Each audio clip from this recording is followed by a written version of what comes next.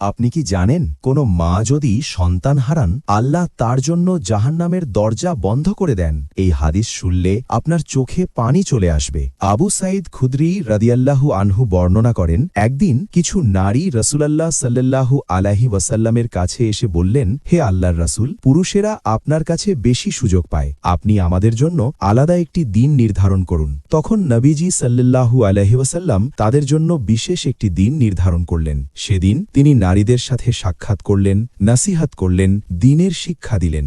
নবীজি বললেন, তোমাদের মধ্যে যে কোনো নারী যদি জীবিত অবস্থায় তার ৩টি সন্তান মারা যায়, তারা তার জন্য জাহান্নাম থেকে ঢাল হয়ে দাঁড়াবে। একজন নারী প্রশ্ন করলেন, হে আল্লাহর রাসূল, যদি 2টি সন্তান মারা যায়? নবীজি উত্তর দিলেন, 2টি হলেও। এই হাদিস থেকে আমরা বুঝি আল্লাহ মায়েদের প্রতি কত দয়ালু। সন্তান হারানো কষ্ট হলেও ধৈর্য ধরলে তা জান্নাতের পথ খুলে দেয়। আল্লাহ কোনো কষ্টই বৃথা রাখেন না। আপনি কি এই হাদিসটি কোনো দুঃখী মায়ের কাছে পৌঁছে দিতে চান? তাহলে এখনই ভিডিওটি শেয়ার করুন। ভিডিওটি উপকারী মনে হলে লাইক দিন, কমেন্টে লিখুন ইনশাআল্লাহ। আর যদি আপনি আরও এমন হৃদয় ছোঁয়া হাদিস ভিত্তিক ভিডিও চান, চ্যানেলটি ফলো বা সাবস্ক্রাইব করুন এবং বেল আইকনে ক্লিক করতে ভুলবেন না। আল্লাহ আমাদের সকল সন্তান হারানো মায়েদের ধৈর্য ধারণ করার তৌফিক দিন। আমিন।